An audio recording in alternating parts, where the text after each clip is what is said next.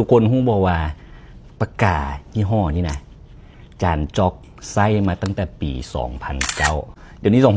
2026ประมาณ10 ปลายปีแล้วเนาะใส่ปากกาเล่มนี้มาเพราะว่าจานจอกรู้สึกว่าจานจอกมีความผูกพันกับปากกานี่แฮงเพราะว่าสมัยนั้นยี่ห้อนี้เป็นยี่ห้อยอดนิยมเนาะราคาตกอยู่ที่ประมาณ400,000 ปลายเนาะ1,000 บาทส่งเงินกระท้อนเงินซื้อเลยเขาจบม.6ใหม่ๆเนาะรู้สึกว่าฮักษาดีอีดีตัวเองฮักษาดีเพราะว่ามันแพงขนาดแล้วก็น้ำไส้รู้สึกว่าล้มลุกคุกคานกับปากกานี่หลายเสียก็มีเสียอะไรก็ซอกเห็นเสียอะไรก็ซอกเห็นแล้วก็น้ำไส้สเก็ตดีไซน์น้ำไส้ออกแบบน้ำไส้เขียนหนังสือมันเป็นของมันต้องมีทุกคนใช้มาจนจบปี5สถาปัตย์แล้วปีเรียนไทยแล้วก็นำไส้อยู่หัน2 ปีมีเรียนอยู่เกาหลีก็ได้ไส้ปากกานี่อีก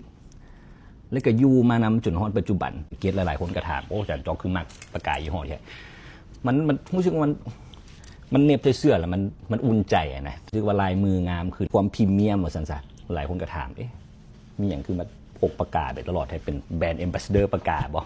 หลายคนก็ถามกันแล้วราคาสูงอย่างจอกก็เลยพยายามว่าเฮ็ดจังได๋ดีเนาะก็เลยตัดสินใจผลิตแบรนด์ตัวเองซะ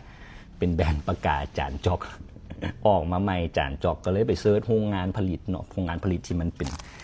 พรีเมียมอีหลีนะก็ได้โรงงานหนึ่งอยู่ที่ประเทศฮ่องกง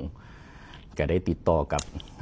ซัพพลายเออร์แหละเอาซิมโปมาแน่เนาะให้เพิ่นส่งซิมโปมาให้เบิ่งดีเนาะวัสดุดี